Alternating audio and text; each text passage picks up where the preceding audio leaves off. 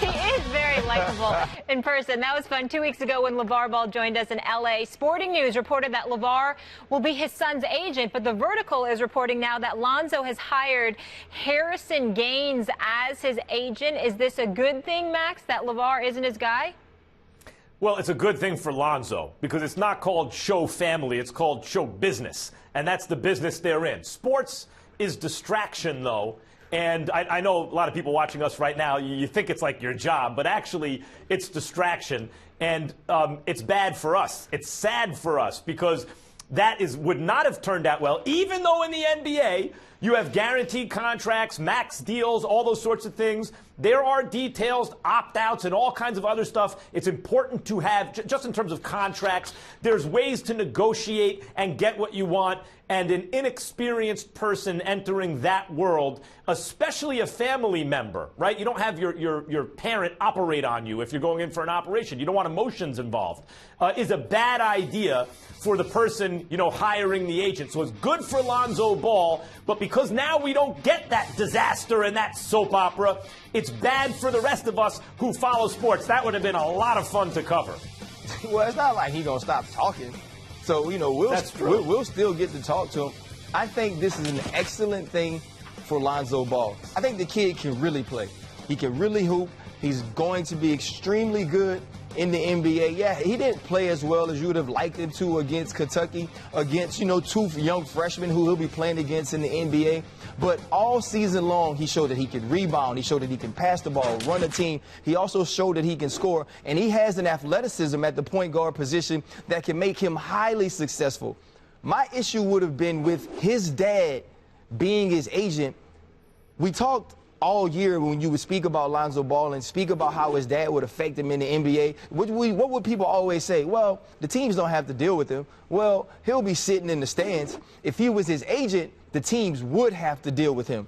If he was his agent, he would actually be making decisions for his son that would largely be based off of affection, largely be based off of love and care and concern. And in that business, which you said, Max, is the show business, you can't do those things. And I'm sure he would have had a lawyer to help him work out some of the things contractually, but there are clauses and there are things in NBA contracts that you don't understand unless you've been involved in them consistently and can take yourself out of those, out of the parent position and understand the business. I also think teams wouldn't have wanted to deal with him in that way.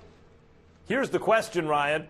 Does this reflect, and we'll be talking more to LaVar in the future, I'm sure, not to mention Lonzo, does this reflect the idea or that LaVar, Lonzo's dad, the dad realizes, okay, look, we need an agent? Or does this reflect Lonzo taking the situation in his own hands and saying, Dad, you can't be the agent. I need an actual agent. That will be very interesting, the answer to that question. Well, I think when you talk about this family, we're probably able to get that answer. I mean, I'm sure we can give him a call or he'll be on some podcast, some TV show doing something soon to promote his kids that let us know what the situation was and what happened. I was just going to say, the question for me, now I'm not familiar with multiple agents in NBA, the NBA, but my question would be more so, did he hire Harrison Gaines, who I don't know much about, we just got this news during the break, solely because he could potentially run him behind the scenes, where he can kind of be a puppet master? So it looks like he has an agent who's going to do all the deals and he'll be in the rooms, but really LaVar's the one controlling everything. Well, I mean, I think LaVar would be in the room regardless, Molly. I think LaVar's going to be involved. I don't know his list of clients.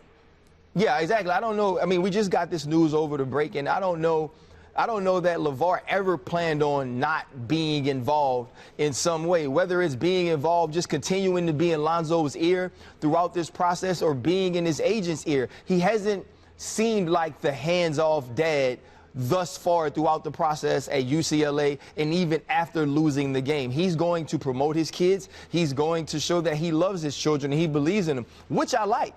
And when you guys got him to answer some questions that took him away from being the circus conductor, it was really good to just hear a man who cared about his children. Mm-hmm. And I think he understands that role and will try to play the best role in Lonzo's career. It's a smart move for Lonzo.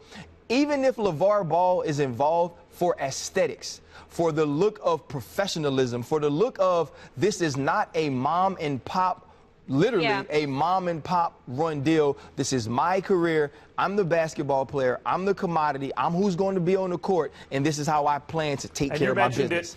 Ryan, you mentioned it earlier. LaVar seems to be someone who is transparent, who has nothing to hide. This is the way I'm going to do it. And the best thing about him, as far as we're all concerned in the sports media, bringing, because you're sitting at home watching TV, you want to know what's happening behind the scenes and really know the story, is you're right. Someone's going to ask LaVar point blank, and he's going to give him a straight answer. No he will question. give you the straight dope.